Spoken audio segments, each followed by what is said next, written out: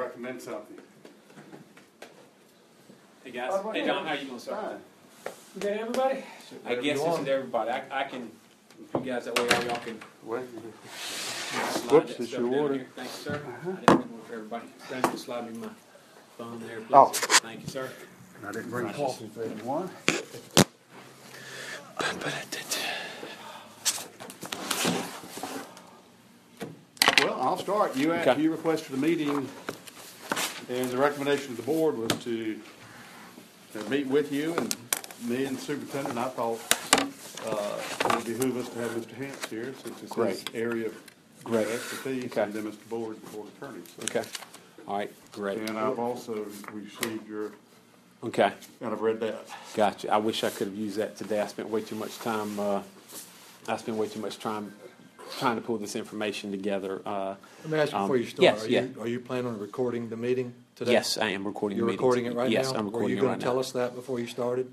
If you ask, yes. I was told you. Wouldn't it be transparent of you to tell us that? Wayne, you said that I could report whatever I wanted to the press. Did you not? Yes. Okay. But you didn't tell me you were going to record the meeting, did you? I'm not required to tell you that I recorded. It's a public meeting. But don't you want to be transparent?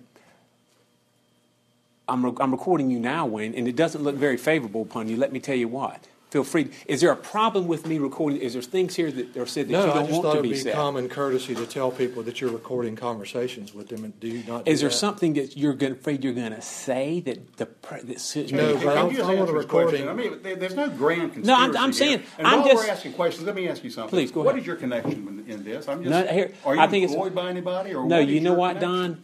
It's I mean, nothing. it's just, I've been asked that by people. I said, You know I have what? no idea. And that's a great question. And tell me, guys, if anybody does not want me to record this, I will turn it off. I will turn it off. Do you not want me to record it, Wayne? Tell me that. If you don't want me to record it, I won't. I think we're talking about transparency. I don't mind if you record it. I don't know whether these gentlemen, how they feel about it. I mean, I just think it's common courtesy to tell people you're going to But I record agree them. with what Wayne said. I think it would have been a common courtesy to tell us you were going to record it, but I have no problem with that. Well, we're certainly not trying to hide anything. I'm not going to get into a tit for tat because it doesn't do anything positive. It doesn't move this forward. And I'm not here to be interrogated, but I'll answer your question. Don, I'm not. Your connection is not interrogated. It's not. You know what, Don? I'm not absolutely nobody. I benefit from it. You have no idea how much time I have involved in this. Oh, I can imagine. And I waste. I was up till after midnight doing this. I probably had just preparing for today. I probably have 15 or 20 hours preparing for today, so I could present information to you guys. I'm not making accusations. I'm presenting you facts, showing the applicable policies. I benefit from this zero. I benefit as a taxpayer. I benefit as a taxpayer to see that the taxes that I paid are used appropriately and that the institutions of government are transparent and fair. You know what? I wish I'd never found what I found. I wish I had never told. But when you have staff, employees, use the term corruption, that piques your mind. That will cause you to look at things. And so I benefit from this zero. Nada. Just so you'll know, yes. I am recording the conversation. Perfect. Awesome. That is great. Thanks. I'm glad you are. Well,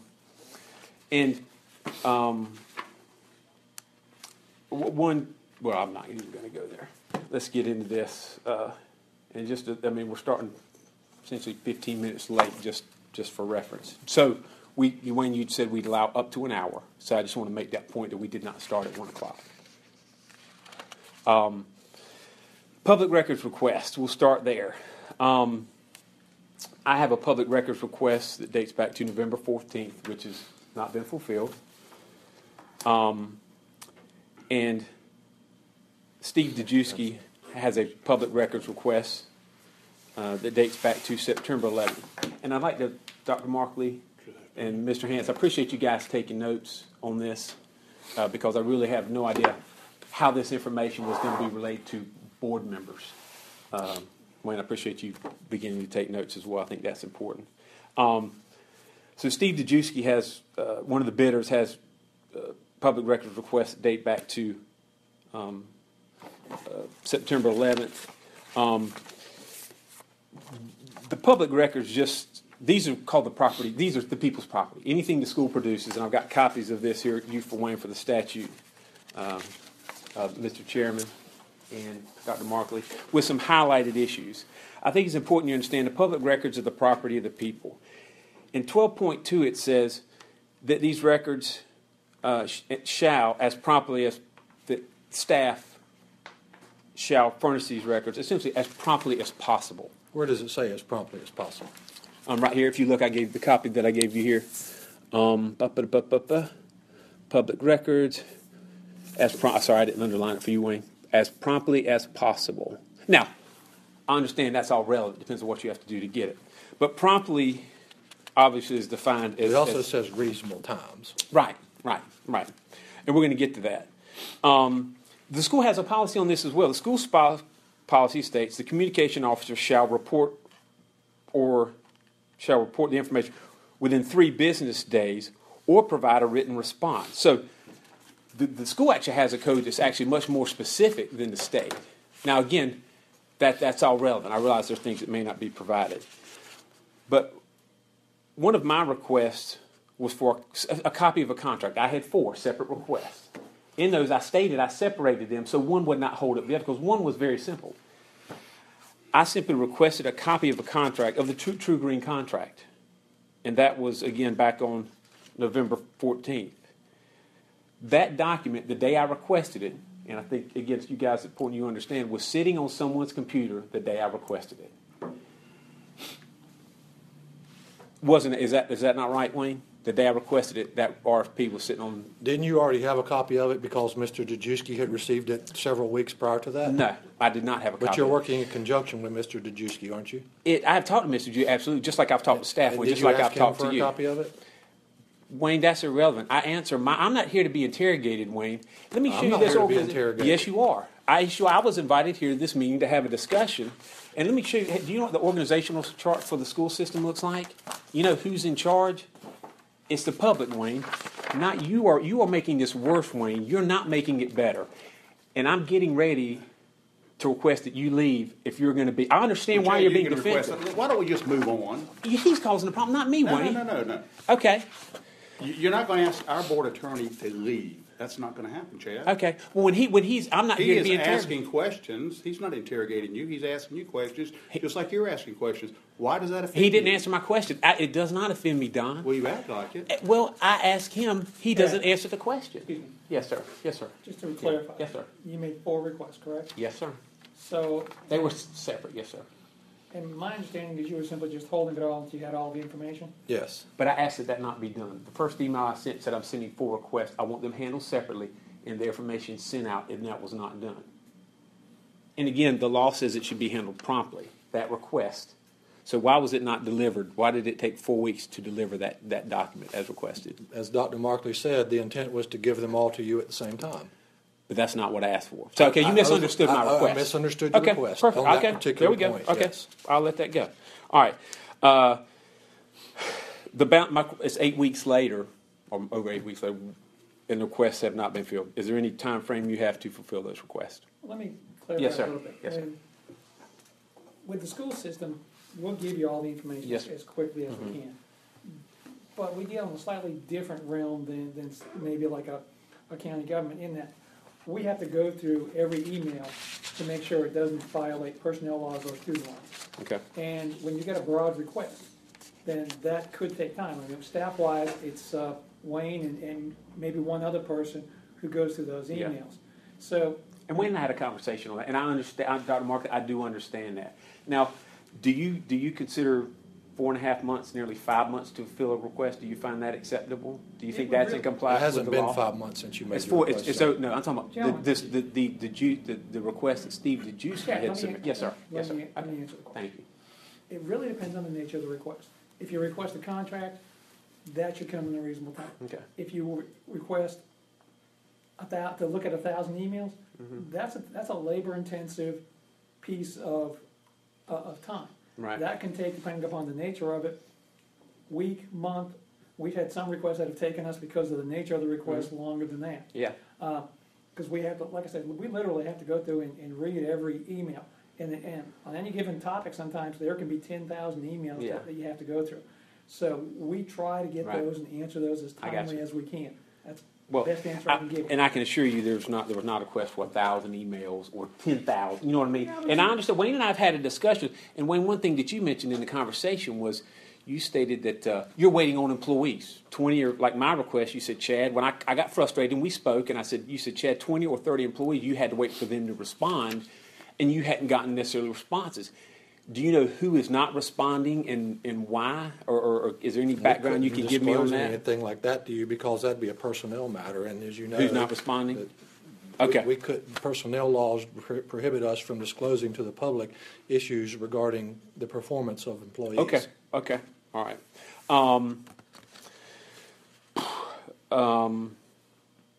I mean, so bottom line is, with my request or the one that was submitted by Dejewski Landscaping, there's really, even after 4 months, you really do not have a time frame as to when that will be complete. There's no time frame you can put on that. Within a reasonable time. Okay, all right. All right, next.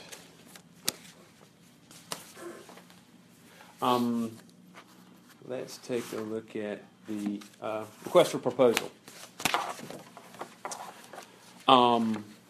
And I'm sure you guys are all aware of this, but obviously with this mowing contract, it was actually put out for bid 3 times. It originally started as one contract with the chemicals and mowing essentially mixed together.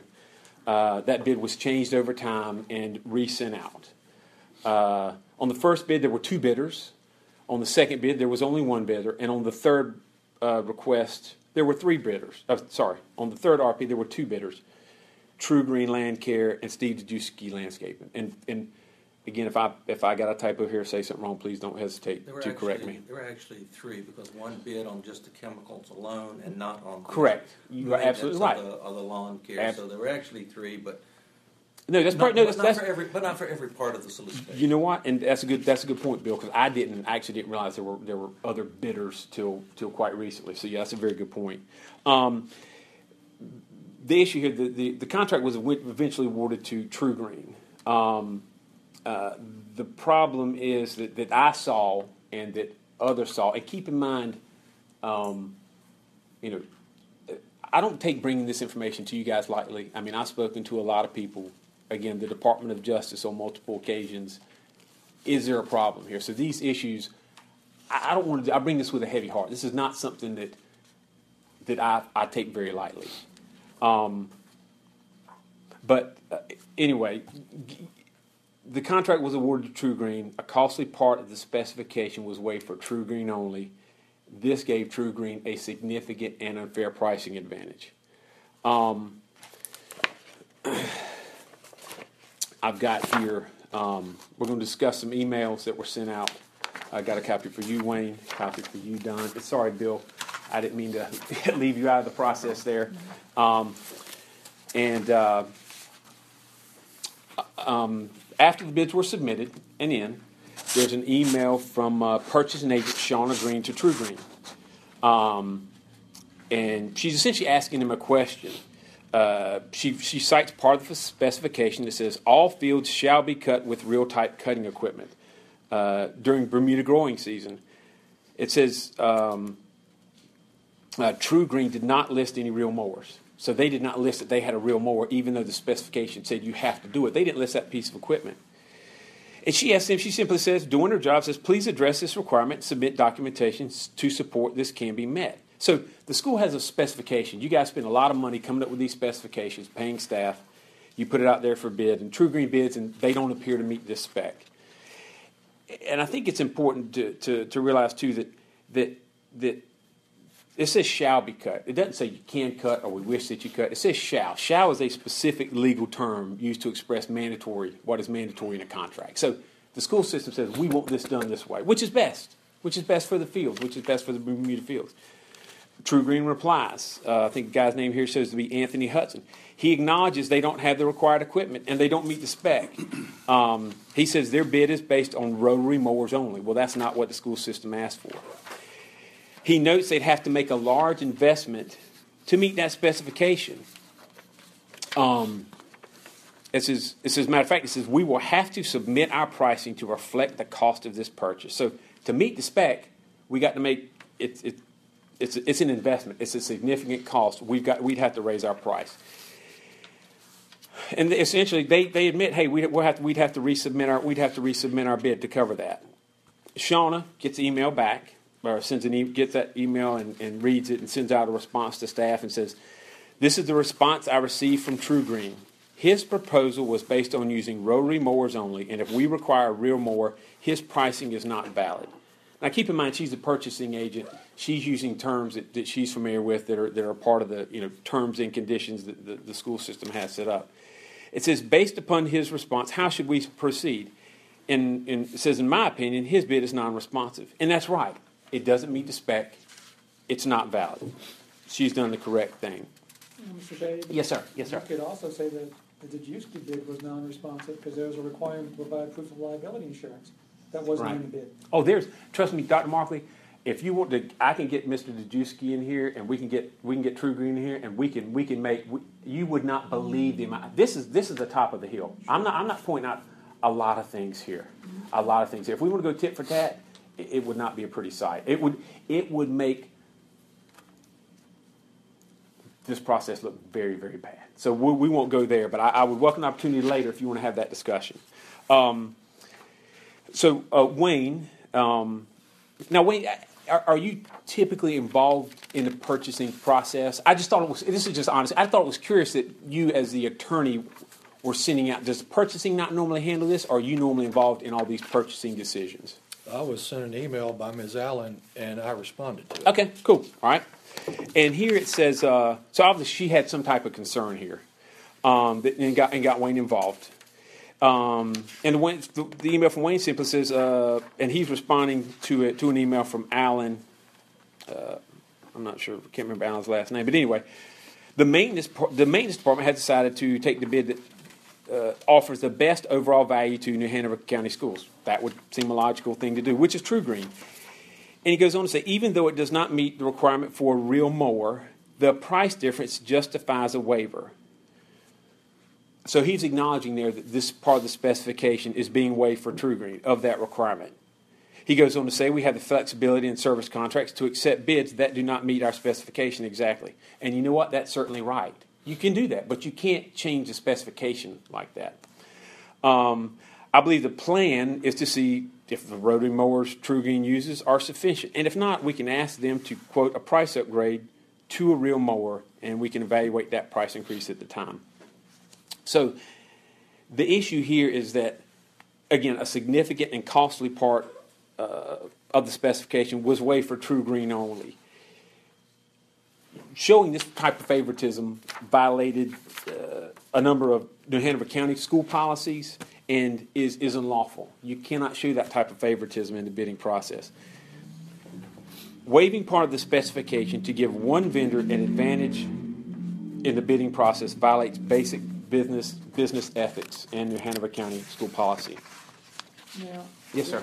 There is some backstory here. Yeah. As you said, the district Right. has the right to accept a bid that doesn't meet the specification. Absolutely they do. Mm-hmm. Now, because it's in the best interest of the district. Right. Now, this deals strictly with pricing, but there are other issues at play here besides just the pricing. Okay. Mr. Jajewski had the contract prior to this year, Exactly. and there were performance concerns. Right. So that has to weigh into the county's decision Absolutely. as to which bid to take. Right. It does. And that's right. You know what? And we'll get into this. I mean, Shauna said, you know what? Wayne's a jerk. I'm not giving him this. Nothing wrong with that. But what you can't do is you can't waive part of the specification and give someone an advantage in the bidding process. That's what's unlawful. You can award a contract to, you could award it to Don's whoever, Don's cousin or whoever. You know, you could award it to whoever you wanted to, but you can't give someone that's where the problem comes in. That's what you cannot do. Well, see, that's where I think we've got to disagree. Yeah, Okay. I disagree with what you just said. Okay, go ahead. All right, explain. We're not required by law to bid any service contracts. You're exactly right. If You're we not. set up a procedure to bid service contracts, we can regulate that procedure in a manner that we think is the best value for the school system, and that is what was done here.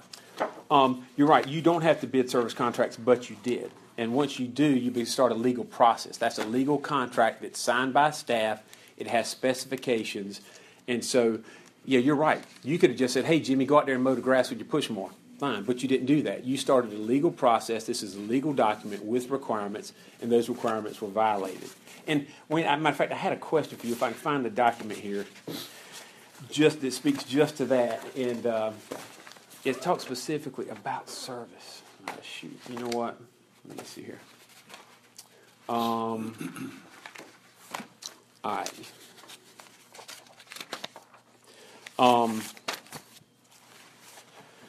As I look for this, let's see here. Well, I'll continue as I look for this document. Let's see here. Part of the specification requires that changes to the specification be posted as an addendum. Now, in all fairness, questions are supposed to be asked, as you guys know, before it starts. Mr. Dejewski, I think, was the only one that did that. And those are posted as an addendum, so the other bidder can say, hey, the specifications changed, or these things have changed, we need to alter that. In this case, the specification was changed, but no one was told about it. Granted, it should have been told, posted as an addendum or something, and rebid, and it was not. Again, that's the school specification talks about. It says here, additional terms deemed necessary by New Hanover County Schools will be posted in the form of an addendum if such questions and responses change the original specification. The specifications were changed. But that can be waived. I don't know how when you're signing a contract. These are term conditions in a contract. That's So I don't know not a how you can. contract. It is when you're signing it. I got your name That's signed an on RFP. this, right? And I've got your name signed to it. I mean, I've got your name, signed to a document, and this is the part of that document and a part of the contract. So are you saying you had freedom to do whatever? Are you claiming you used to do whatever, regardless of school policy, Wayne, or whatever? It just doesn't that's matter. Not what I said. Okay. I said the school system can waive the requirement that you just read. Is there a law that you said it was illegal what the school system did? Can you cite? No, a I law? said it's unlawful. I don't think I've used the term illegal. Can you cite a law that says it's unlawful? Yes, it is unlawful to show favoritism in the bidding process. Do you not understand what law? that as the? What law? Do you know? Let's look up the term unlawful. Unlawful doesn't have to necessarily do with a particular law. If you look up the term unlawful, and you're an attorney here, Wayne, are you telling me that it is okay for you to waive part of this? Because if you agree that that's fine, we're done. If you agree that's okay for you to waive part of the specification to the benefit of one bidder, I'm not going to we're argue done. with you. Okay, I great. asked you if you could cite a law. You couldn't cite a law. I said it's unlawful. Therefore, my assumption is there is no law. So that's free for all then, right? Is that what you're saying? That's not what I said. I said you don't have a law to back I up your didn't say I statement had a that law. what we did I was said it was illegal. unlawful. I've talked to well-known attorneys, Wayne, and that's what they said. What was done here was unlawful. Are you stating it was lawful? Is that what you're stating? It was lawful. Yes. So you're stating In my it is opinion, okay to offer favoritism in the bidding There process. was no favoritism. There was In favoritism. my opinion, Wayne. what was done was lawful. Well, Don, are you paying attention to this? Okay. Chad, I'm no, I'm not. okay. What do okay, you that's think fine. I'm doing? That's fine. Well, I'm cleaning my glasses. Right. When And the- I can do that and listen. Okay. My concern is That's offensive. Your line of questioning Well, no, is offensive. it's concerning when the General Counsel for our school system. Can you? I might clarify this again. When I asked if it was if you could offer favoritism, essentially waive specification to give someone an advantage in the bidding process. Do you agree that that's okay or it's not okay? I've answered your question. Okay. Yes, sir, Tim Markley. Explain the issue around favoritism. Okay. Because, I mean, you had specifications for liability on one end that wasn't met, and one didn't have a real mower. So. Oh, there's much more to that than just a real mower. There's much more than that. I mean, I will get into that. I mean, we can get into that. But the crux of what I'm hearing here is that you think for some reason we showed favoritism to True Green. Because that's the crux of what I'm hearing. So I'm just asking, explain the favoritism issue. Okay. Well, here let's get into I'll tell you what. Rather than me, we'll get into that as well. Here, let me New Hanover County Policy Purchasing Policy 4610. I will give each of you copies of that. Find where I'm at here. Too many documents here. policy. You want a copy of this one, or you want me to give it to Bill? Okay, cool, awesome. Thank you, Don. Policy 4610 states, the purchasing director shall encourage fair and open competition, by legitimate and ethical means to obtain where practical the lower prices through volume buying, provide honest, courteous, and impartial treatment and equal opportunity to all. So my question to you guys would be, is waiving part of the specification fair and open competition, impartial treatment, and equal opportunity for y'all? Would you say that's part of? You take a bullet point in its isolation. Continue on to the second one. Okay, let's go. Requires satisfactory performance. You've got a company that has a history of. Okay. Well, don't interrupt him. Let him finish his statement. You can't take a policy and separate one bullet out when there's 5 sub bullets there that are in total. So as I'm looking at this, and then it says it will satisfactory performance of the contractual obligations. We've got a company that had the contract the year before, multiple complaints about non-performance issues, not notifying us. I mean, there's a string of emails, and I'm sure you've seen them if you've gone. No, I haven't. I haven't gotten all the information, so I'm pardon me. I'm blind on a bunch of this stuff because I haven't. Great. Then you can probably talk to Mr. Dejewski, and he can share the emails if he hasn't. If he's gotten them, he may be able to. Yeah, but so you can't simply take the first bullet and ignore the second bullet. So additionally, you've got 2 contracts, one of them over the life of the contracts, and you say you're interested in the taxpayers, saves the district close to $300,000. I will take up. Well, I'll take you up on that. That's not the case. I'll show you why in a minute. And let's do. And there are bullet points, and thank you, Dr. Markley, for pointing those out. But again, even if they were dissatisfied with that, and we're going to get into that, it's still. So you're saying if you're dissatisfied, you can just ignore the encourage. Is he not supposed to be treated fairly in open competition, or is that what you're saying, that it does not apply to him because somebody's not happy with his past performance? I mean, that's what I seem to be under. Sure. Okay. But you've got a contract. You bid it out. You've got an issue with performance. I have to take that into consideration. Right. If you look at all the policy stuff from both you and Wayne presented, right, it says that the district is not obligated to necessarily take the lowest bidder. And in fact, he wasn't the lowest bidder. Mm-hmm. So I take the low bid contract price. I take concerns about performance. I take the fact that he didn't have parts of the requirement of the RFP as well. Mm-hmm. So I've got 2 bids that are technically non-responsive. So I've got to mow grass. It's the 3rd time we've done this to try to get a reasonable price. So I take the contract that best fits the needs of the district. Right, and that's not the point I'm getting at. Again, I've stated, you don't need to talk about not awarding it. It's not about not awarding it to Mr. Dejewski. It's about the policies that were violated in the effort to not award it to him. In other words, the unfair treatment, waiving part of the specification. Again, let me ask you yes, a sir. question, Yes, sir. Based on what Dr. Markle just said, that both bids then would have been non-responsive. Right. Put it back out for bid. I'm not here to defend Mr. Dejewski. Do not get me wrong. I'm not defending him. He can defend himself. You got questions regarding Dejewski Landscaping, you contact them. My concerns I'm bringing to you today are about how this was handled. And again, the fact that Dr. Markley, that I will contend is, again, I don't have a problem that he didn't get it. I'm not saying he did everything perfect. But you seem to have a problem with the other company got it. No, I'm not. I do not. I don't care if True Green got it. True Green. It's irrelevant. They're not involved here. True Green is just one of the bidders. They bid it. I don't think True Green did anything wrong at all. I'm not saying True Green did anything wrong. I'm saying the way the purchasing process was handled was incorrect. Well, let me ask you this. Yes, sir. Suppose the contract would have gone the other way. Would you still be here? I don't know if I'd ever heard about it. I don't know if I would have ever heard about it. What Dr. Marcus said, they didn't meet the bid specifications either. Yeah, I mean, I can't answer that question. That's a hypothetical, and I have no idea. Now, if I was informed that there was something wrong like this, I'd have to say I would. I mean, I don't have any idea.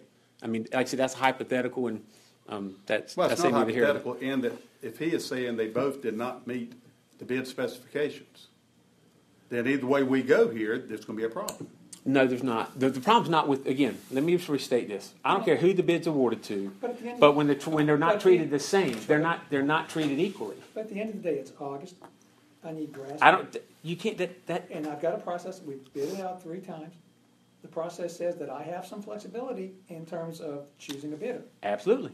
Don't disagree. The law, you cannot, again, you cannot discriminate in the process. You can discriminate who you give it to. Like, I don't care who you give it to. What you can't do is you can't offer someone an advantage. That is,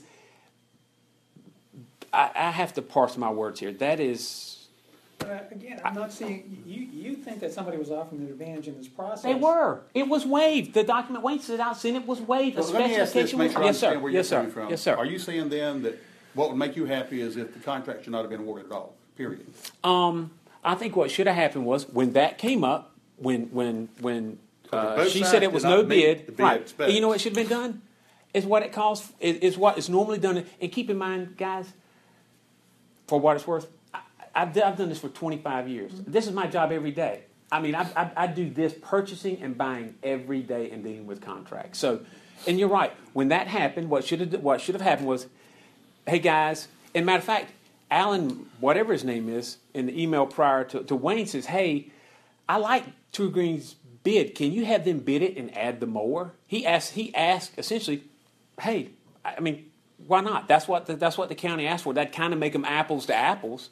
But yeah, it should have been put out to bid if the county said, hey, let's save money, scratch the real mower. Even though that's what is recommended by everybody to mow Bermuda grass, anybody who maintains fields. Waive it, put it out for rebid, say, hey, Dejewski, you quote it without this. Quote it without this real was mower. August and school was starting and the fields needed to be mowed right then. Right. I think that's a factor. That again, it And does again, not we're waive the dealing with response. A service contract has a different set of rules than a purchase contract or a contract to build. So, I mean, I think Wayne's gone through those. Just because Wayne. Please let him finish. You keep interrupting him. Let him finish. So, Okay. I think we're heading to the circular point here. No, we're not. Where you've got one view of this contract, and I think we have a different view of the contract.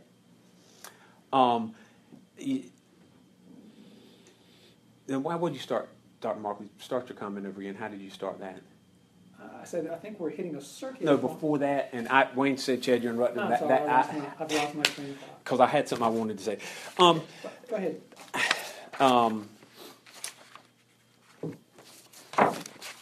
Oh, that's right. You made the comment about the flexibility, and that keeps coming up. And you're absolutely right. But the difference here, Dr. Mark, I think it's critical you understand. You're right. This didn't ever have to go to bid. It could have been simply awarded to Jimmy, the guy walking down the street. Hey, we'll pay you $150,000, Gabriel.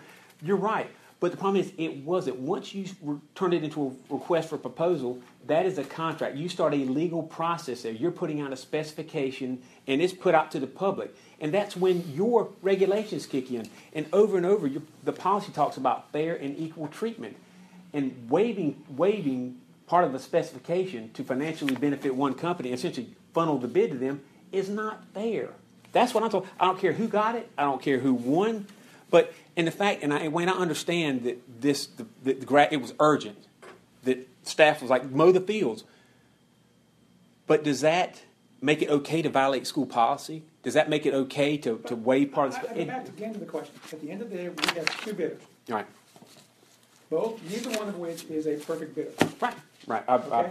I'll assume you're right. Our policy says then that we don't always have to award to the lowest bidder. Right.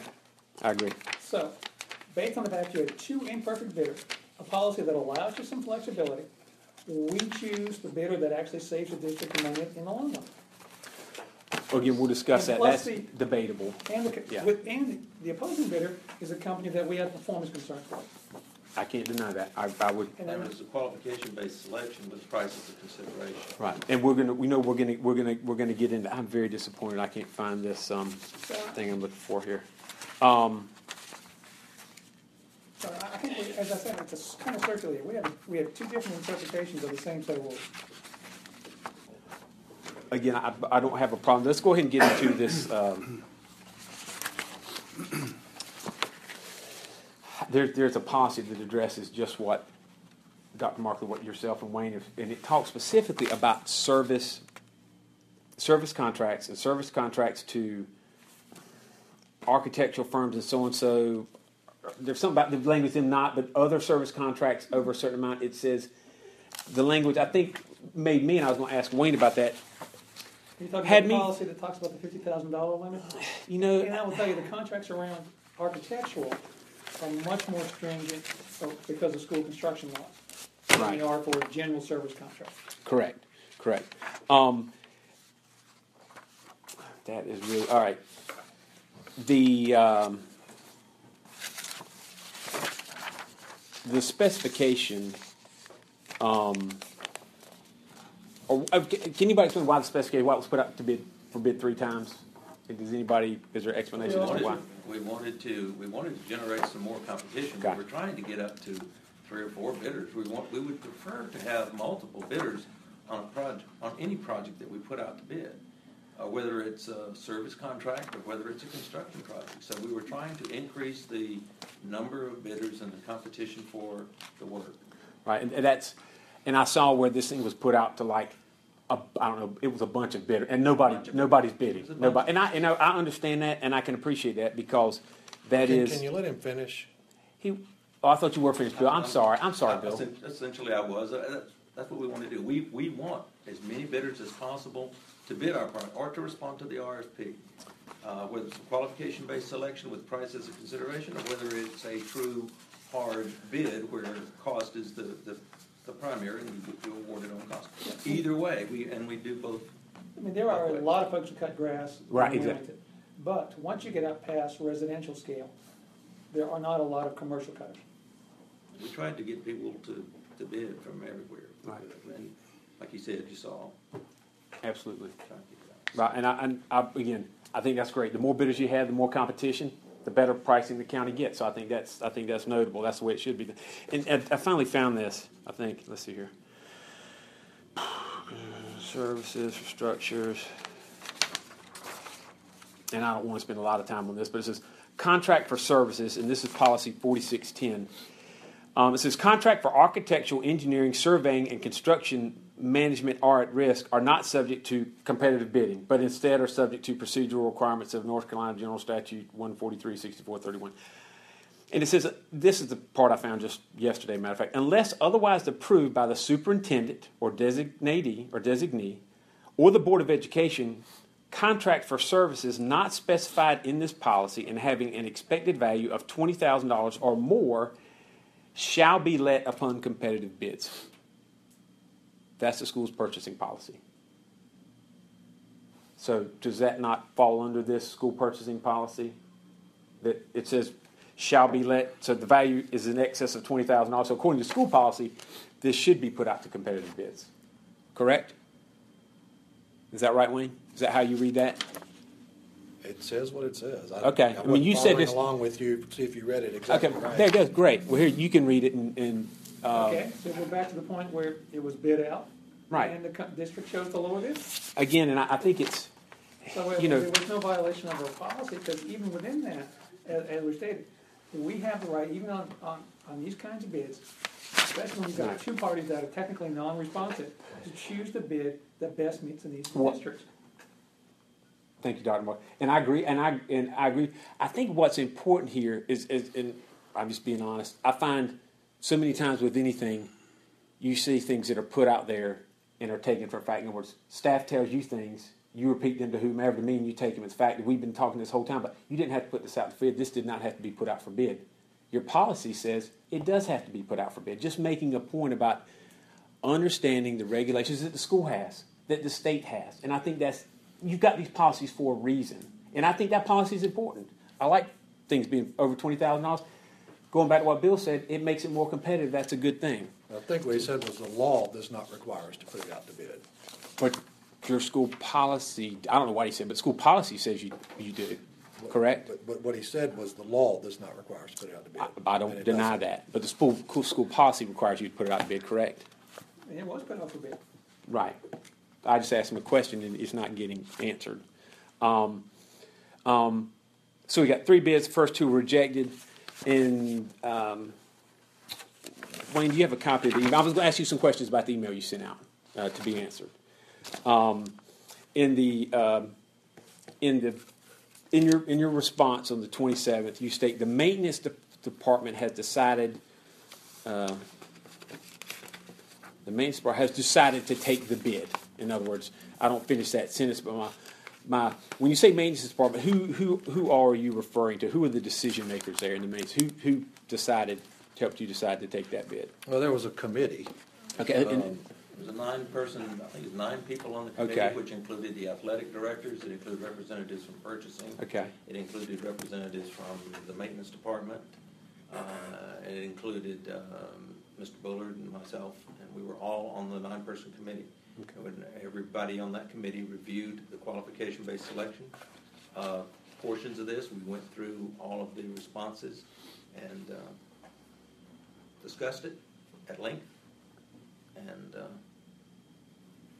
decided to award it. Okay. When I guess when Mr. Hanson's talking about the people on the board, I guess is that the list of who's essentially on that email list there? Those are the board members that the header there. Is that essentially the people who are on that the decision makers, the board members? They're not board members. Okay. Sorry for the committee, I think is the term you used. There's a lot of overlap. I couldn't tell you whether everybody copied on that email is on the committee. Okay. But Probably not. Most emails are copied to more people than are on a selection committee. right. But a lot of those people were on the committee, maybe all of them. Okay. In that same email, the statement is made, the maintenance department has decided to take the bid that offers the best value to the Hanover County Schools, which is True Green. Can you give an explanation as to how that was reached or why that? Well, the committee met and evaluated the bids and considered the price, considered the performance of the prior contractor, considered the fact that both bids were technically not responsive, considered the flexibility that the school system has in awarding service contracts under the law and its own policy, and determined that the recommendation should be that True Green should get the contract because it would save the school system almost $300,000 over the life of the contract, and the fact that that was a main factor, and another main factor was that the other bidder had performance problems. So those were the two probably the main factors as far as I knew, but I can't speak for everybody else on the committee, but those were the main issues that I recall being discussed in the committee. At $300,000, how many years was that over? That was over a 4-year. 4 years. A 4-year period is $50,000. The first year was savings 75 something. The second year 80 approximately. The third year and 87,000. The fourth year. Okay. And the way it was structured, we always have the prerogative of competing it and not awarding a renewal. But we also have the prerogative of awarding a renewal if we so desire, which is beneficial to the school system because if we do have significant performance problems or something like that, then we can recompete it. We don't have to award the second year, third year, and fourth year. But it does give us a window of what those price escalations, if any, will be. All right, I think that's that sounds completely reasonable. I think that's a smart plan. Was Dejewski Landscaping asked to submit a bid with the real more specification waived? Can anybody speak out? No. I don't know. Okay. We did not. The bids, the solicitations, and the RFPs are right there, and they weren't. That's what you have. Okay, and that's the way it stands. Yes, sir. And my point, I don't have. I'm not sure what emails I'm missing. I'm not sure if anybody ever sent an email to Dejewski Landscape to say because I don't have all the information. So I'm speaking partially blind. That's why I asked the question.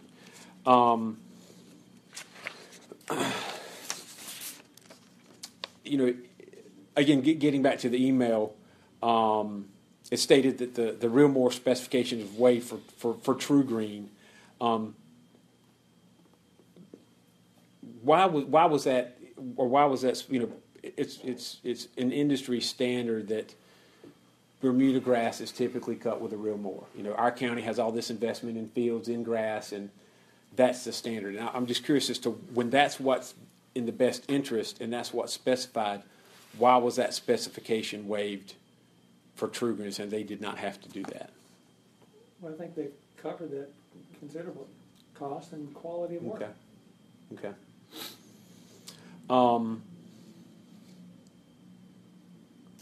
In the email, as what it says, and as it winds up, it says, the plan is to see if rotary mowers are sufficient, and if not, we can ask them to quote a price upgrade.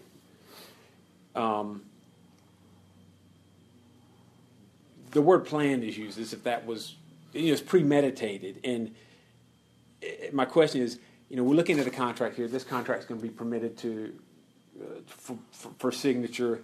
Is that standard operating procedure that contracts are bid knowing beforehand we may just come back and raise it after the fact? I mean, is that typically the way purchasing, contracts are handled?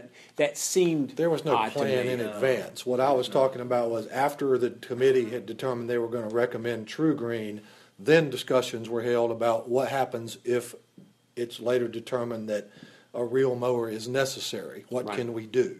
Right. And my advice was we could ask them to give a quote. So that was the plan I was talking about. There was no plan in advance. The plan came after the decision had been made Right. on the recommendation. And plan is probably not the best choice of words. Okay, I'll accept. But this email was sent before the contract was signed. The contract would be signed, and if the price is going to be increased, it was going to be increased after the contract was signed. That's how I interpreted this. Is that correct?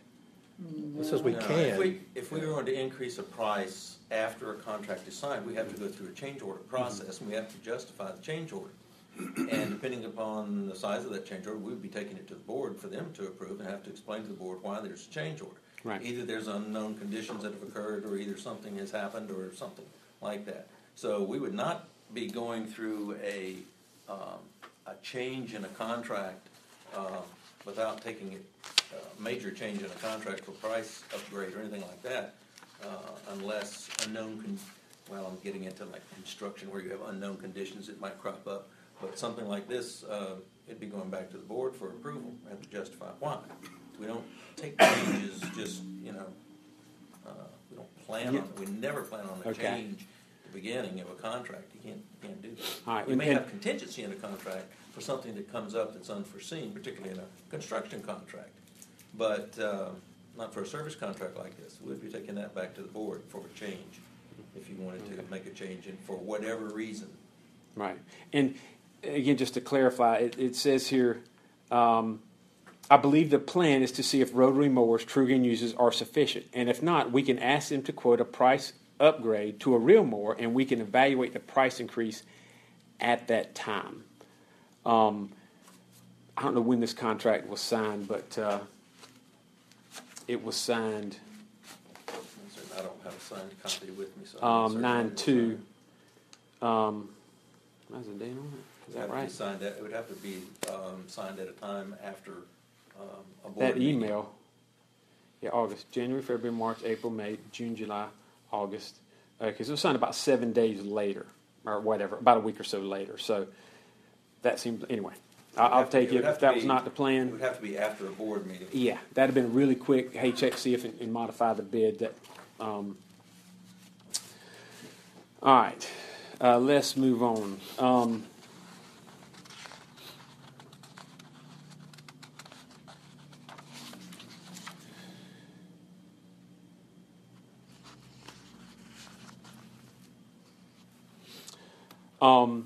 Were there employees involved in the bidding process that did not want Dejewski Landscaping to win this bid, and who were they?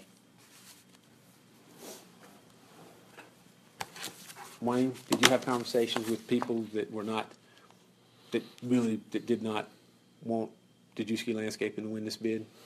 I can't say whether or not people wanted them to win the bid or not. I think they wanted fair competition. I did have conversations with people who expressed concerns about Dejewski's performance.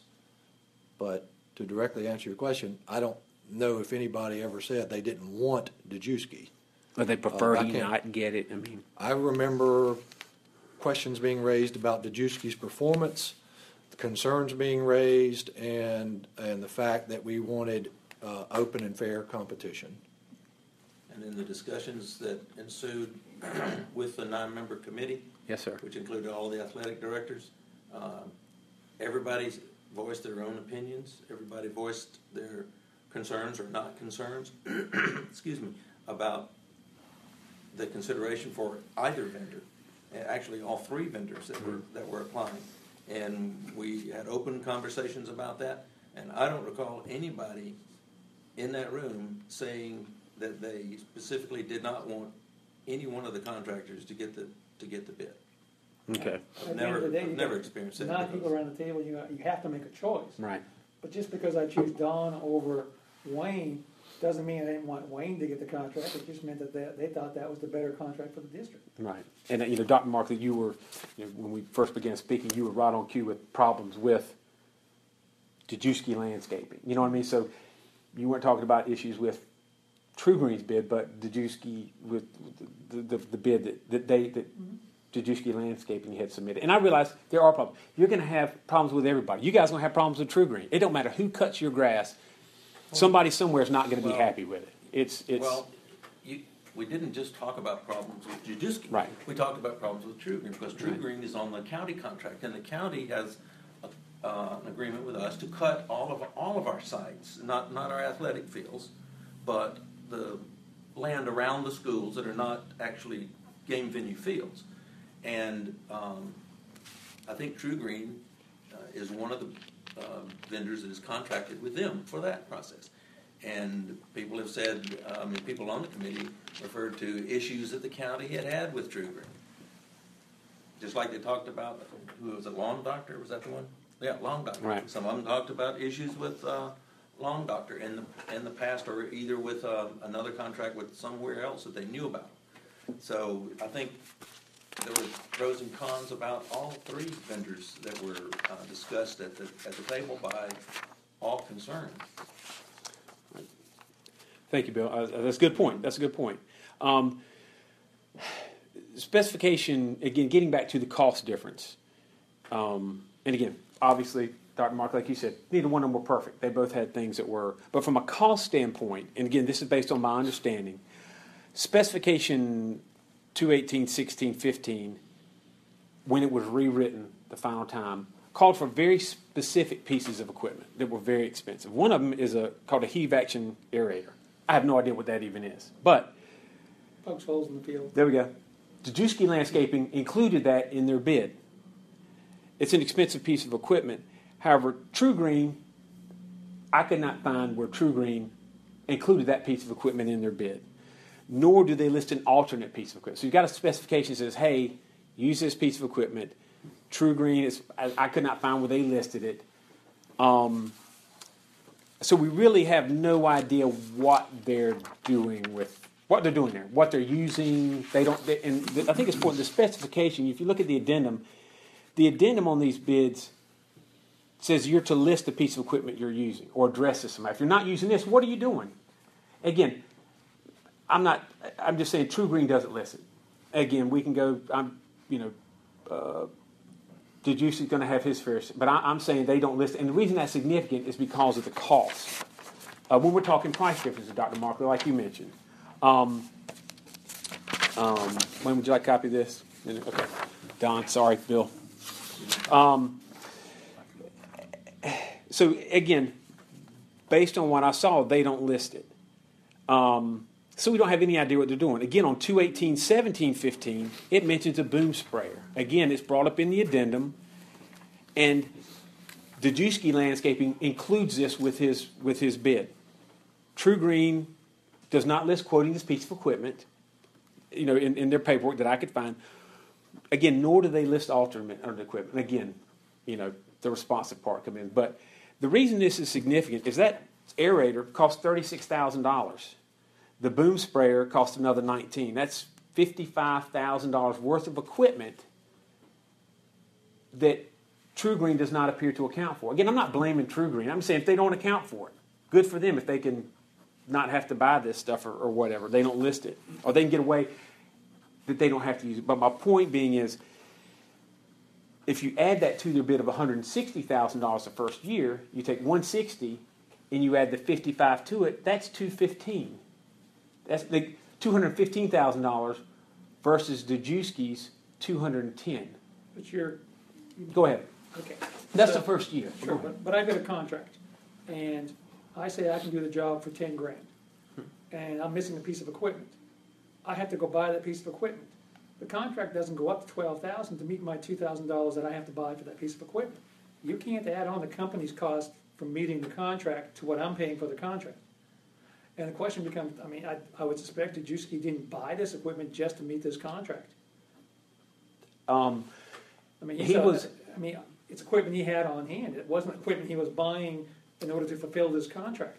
So, I mean, True Green may not have listed it, but if they had to go out and get it, they're not charging me more on my contract to meet that contract. I'm missing the point in that argument. The point is the specification requires you to list what you're using. They don't list it. So what I'm telling you, Dr. Mark, you have no idea what they're doing.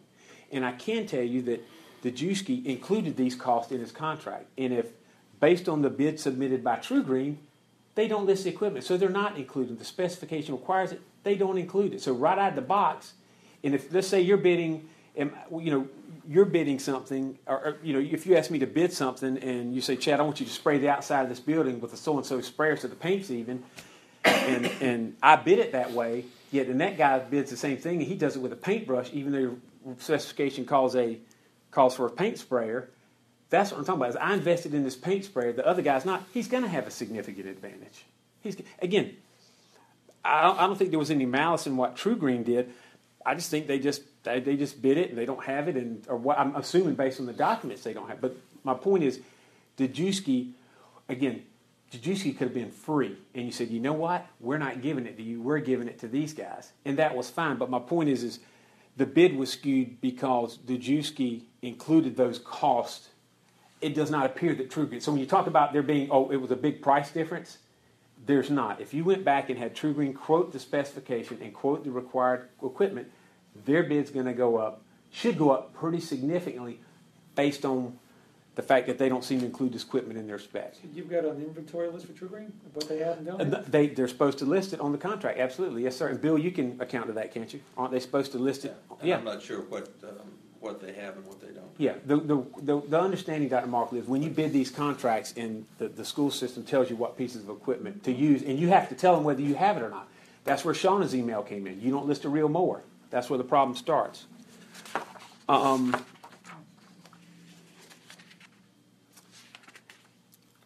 me ask. Yes, sir. Whatever that company has, they were using it, correct? The previous year, they had the contract?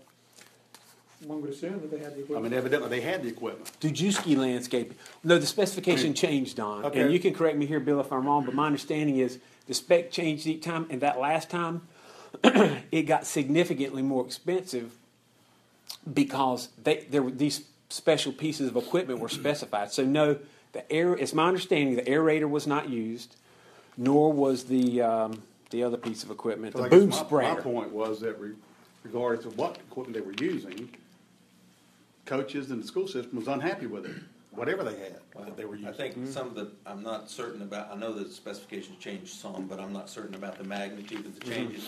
I think a lot of it may have changed because we wanted to use specific pieces of equipment. Those pieces of equipment weren't being used, so we decided to specify those pieces of equipment in the specifications right up front.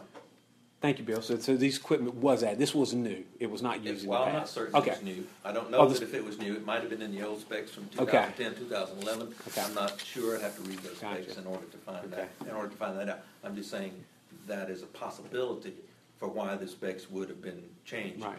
To my knowledge, the specs haven't been materially changed since 2010 and 11. They may have been changed somewhat, but not to a great extent, because we had people from NC State, turf management, and everything help us put together some of the requirements within those specifications. Right. And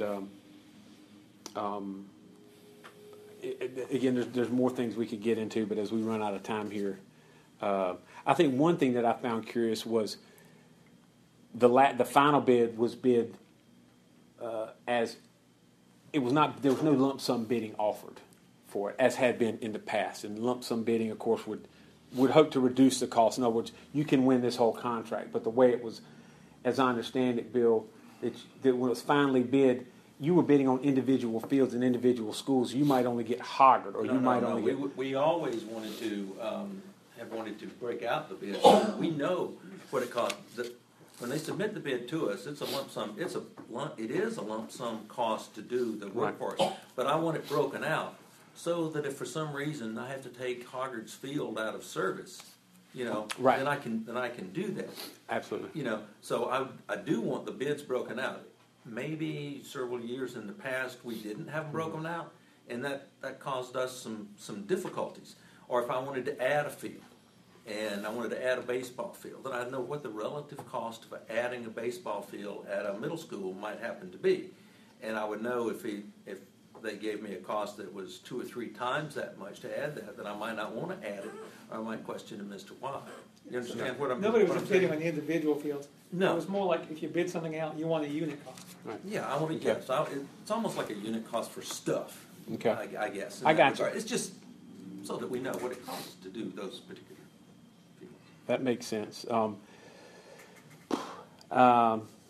winding this up, some of the issues that I believe should be dealt with is when this was all said and done, we have a contract that's been signed for services that are not being provided. The specification calls for fields to be mowed with a real mower. That specification was waived. We signed a contract saying that's what's going to be done. The issues, I bring up the issues regarding these pieces of equipment. Again, it's specified, Bill. You kind of explain why you want things done a certain way.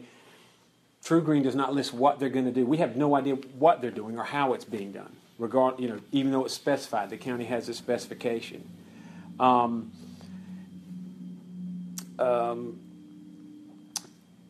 And from what I see, the school policy talks about, school regulations talk over and over again about fairness, about ethics in bidding, about equal treatment of vendors in the bidding process, and that didn't happen. When you're waiving specifications to the benefit of one vendor, that's a clear violation of the school's ethics policy as well as their purchasing policies. Over and over again, it talks about fairness and equal opportunity in these doc. Again, that's the school's policy. We're not even talking about public law. We're just talking about the school's policy.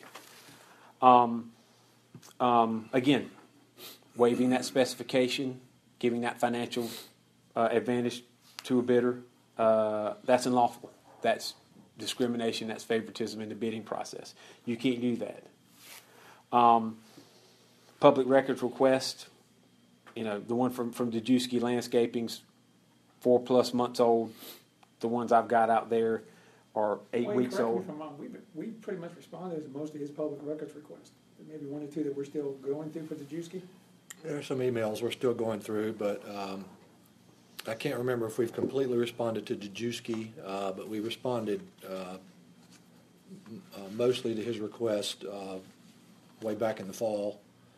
And we still have some emails to go through for Mr. Shield's request. I have to go back and look at my notes to see where we are exactly on those, but I think they've seen all the relevant and main emails.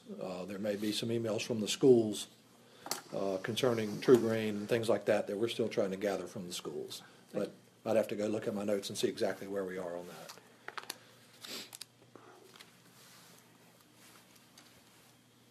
And again, from my perspective, from what I've seen, this process just, to me, is a violation of public trust. It's just, the favoritism that was shown to the vendor, again, the school policies that were violated in the process. And here's what I believe needs to be done. I ask that the superintendent and the board compel staff to finish these public records requests, to make that a priority, to go ahead and be done with it, get it off the table, whatever needs to be done to finish it. I'd ask that based on the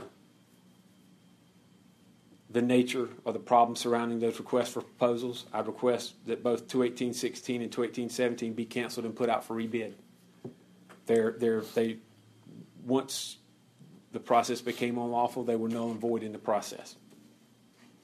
I'd ask that you follow school policy and the requirements of that policy in regards to staff, that they be lawful, that not lawful, but the school policy specifically states consequences and other action for policies that are not followed. The ethics policy, the purchasing policy, these states that things will be done in a certain way. I requested that be done. Quite honestly, after what I've seen, I'd request ethics training. I don't think that would be out of the question to say, hey guys, there's some things here that are questionable. I think it would be best if we had someone come in and do some ethics training for the entire operations department. Say, hey guys, we don't need this happening. We don't need this as a black spot on what we're trying to do. And finally, I think the way it was handled, I think it's deserved. I think the Juski Landscaping and the citizens of the county need a public apology. I mean, to me, it just does not speak well. This just does not speak well at all.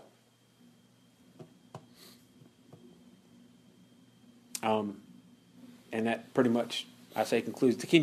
How will this information be passed on to other board members? Or how will this be? Is there any discussion, Don, or how is that handled? Or where does it go from here? What do you recommend? Well, I'll talk with the superintendent, Mr. Hance, and Mr. Bullard. But as far as exactly what the plan will be from this moment forth, I really don't know until I talk with them. Okay. Do you have any questions of me? Feel free to drill me or harass me. Wayne, do you have any additional questions that you'd like to ask? Please feel free to ask me anything if there's anything you'd like to know. Not at this time, since we've been here for more than an hour, and we'd allocated an hour to the meeting. You did. All right. We did. All right, Jim, thank you for calling this meeting and inviting me to attend. Mark, anything you'd like to? I think we've got two interpretations of what happened. I think there's obviously some major differences. We'll review these. If I would say one thing, I'm a little disappointed that it wasn't a direct call to say, look, I think the contract was misbid. I'm really disappointed that it was, please send me all emails for this length of time, when as you've got a very specific concern. I really would have been happy to address this concern back in November. Instead of, to be honest, it looks like let's try to look more like, I don't know, I look at this and I say, if you had come to me straight up and said, I got some real concerns about this contract in November, instead of just saying, I just want to see everything you've got for the last 6 months, I think we'd have addressed this issue before Christmas.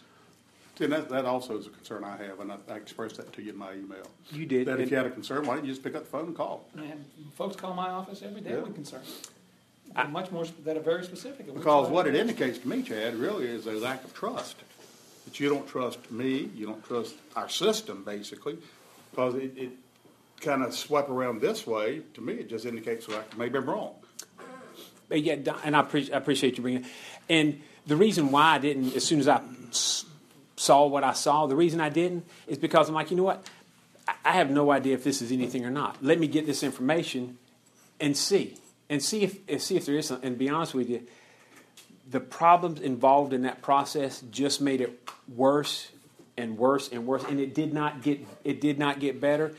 And you know, Don, If you'd have called me in November, you'd have sat down with Bill in November, and Bill would have went through every step of that process with you. We do it for folks who complain about everything from transportation routes to contracts to whatever. I mean, what you take is what should be a conversation like, and you make it an adversarial process. And that's not a way to do business. So one of the reasons we had 9 members on that committee is to make sure that things like you're saying occurred don't occur. Right. And my problem, to be quite honest, Dr. Markley, is what's happening is what's going to happen. In your opinion, there's nothing to see here. Like Leslie Nielsen in the Airplane movie, you got a burning building behind him. He's like, there's nothing to see here. There's nothing wrong. Just go. And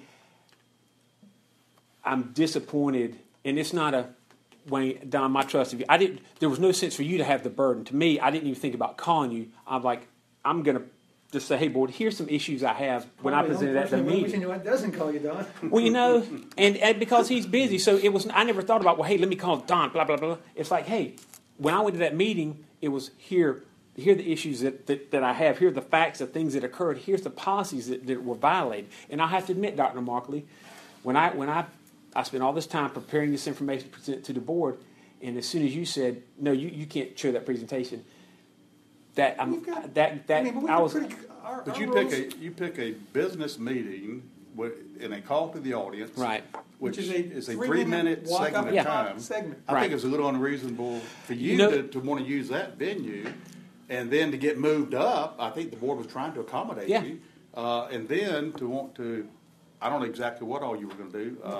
As far as policy on public comments have always been very clear. You come to the podium, you've got 3 minutes. Right. It's not an agenda item with a full-blown presentation. Right. It's not. And Don, in the future, other concerns. How can I address the board as a whole? In other words, there's no opportunity that I know of to speak to the board in the format. Everything is filtered. It goes through. When I say that, there's no discussion. All these emails that I sent, even the first email that I sent the board, my frustration. But your emails were. You didn't really say what you wanted. My understanding was you were asking for. Let's face it. All emails administratively. Well, what does that mean? I wanted access to the county provide. And let me clarify: the county and I think the county and the city both have terminals where you can go up and just sit. That's what I was requesting. And the law states that you cannot use the fact that things are commingled as an excuse not to provide access. In other words, when you read the law, it's like I could come in here and say, "Hey, I want a copy of this document," and they would say, "Yes, sir. How fast can I get it?" But I understand the part about the emails and children, but... we saw that with the county with voting records. Right. Their system put voting records on a public email server. Right, and that was a screw-up. We've got 26,000 students. So right. We've got our degree of protection for those students and for employees for their personnel records is a pretty high standard. Right, and what happened was when I realized that was, after speaking to people, that request... And even speak, I don't know if Wayne and I emailed back and forth or what, that request was not going to happen. I'm like, you know what? I'm going to make these formal and say very specific. So there was no mystery as to what I wanted. It was very specific. It was for the first month. Oh, at the beginning, it was very, very broad. Where I said I wanted access, you're right, because when I go in the county's office, and if you were to walk in there today, Don, into the county office and go, I'd like to review emails, they say, yes, Mr. Hayes, here's a computer. You literally sit down at a computer. And I expected...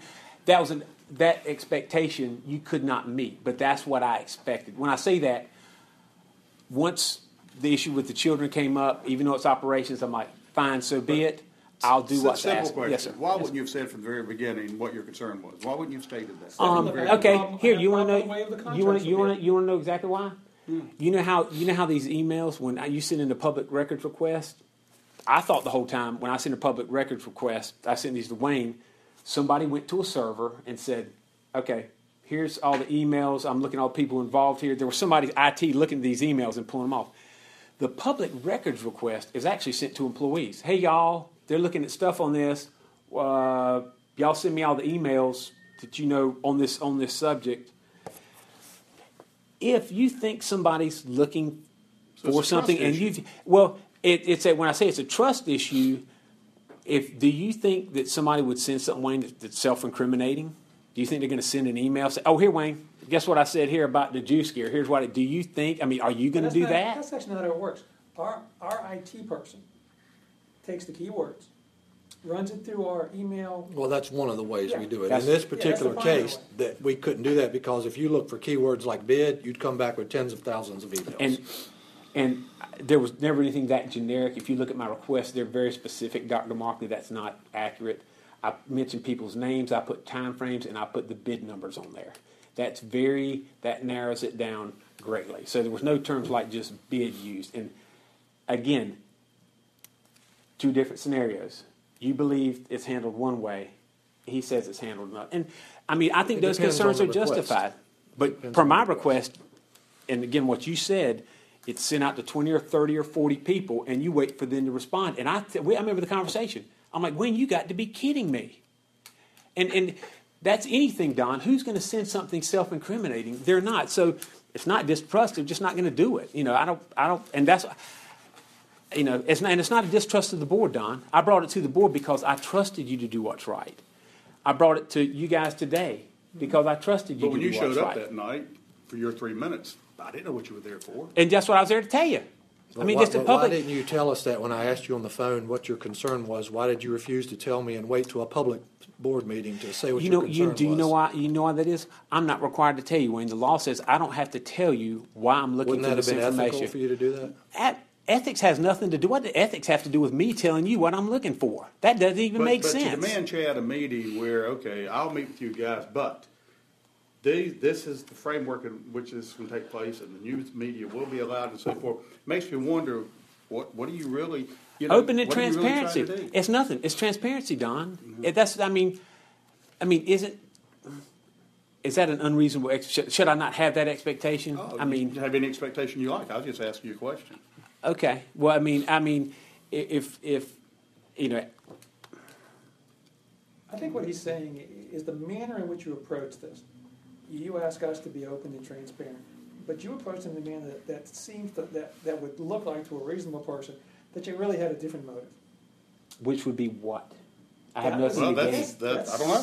But it was like it was shrouded in secrecy.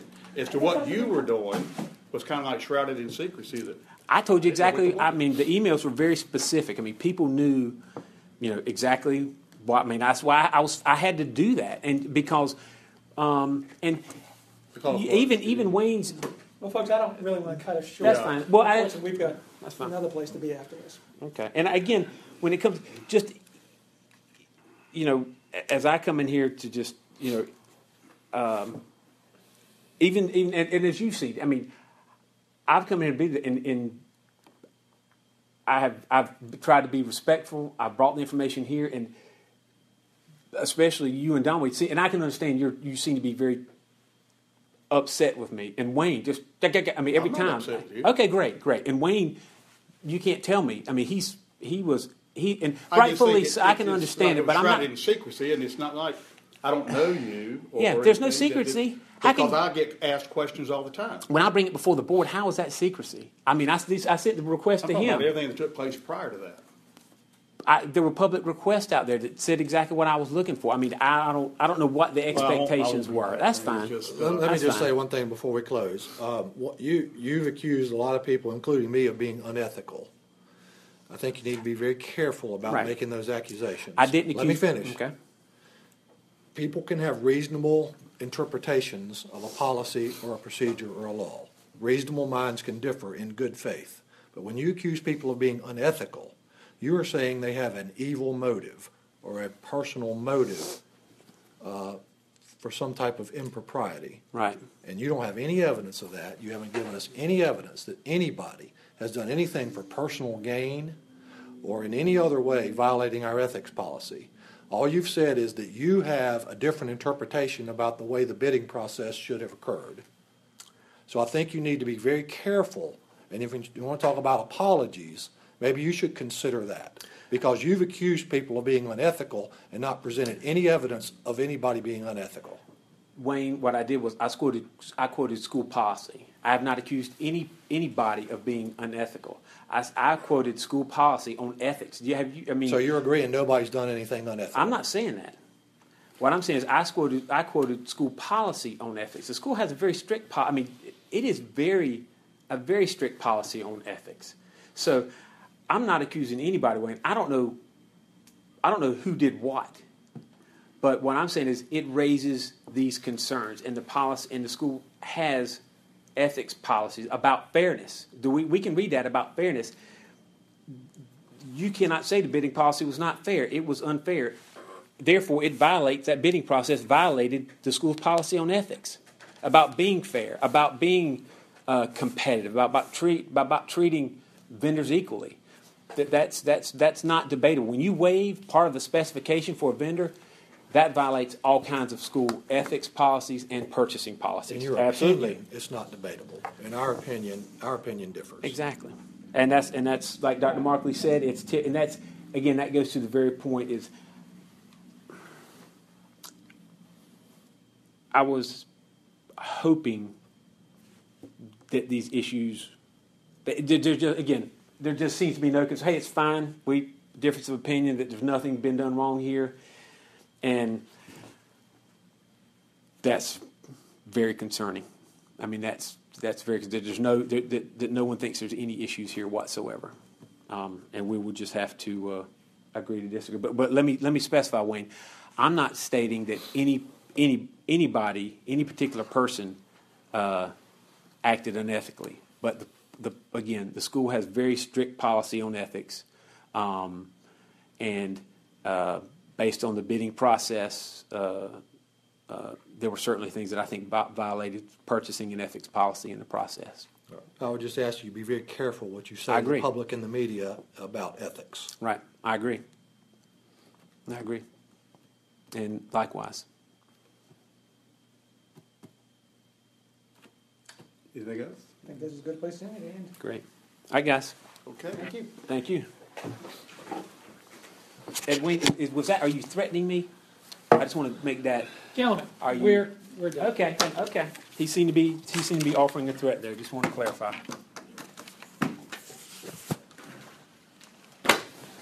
There's school policy on that too. Actually, there is a policy on intimidation, and I think, Dr. Markley, that would be applicable here. There is a policy on intimidation when you bring things to the board and you're expressing an opinion about being intimidated. I think there needs to be some additional discussion on that. I'll contact you accordingly. Thank you, guys. Yeah, thank you.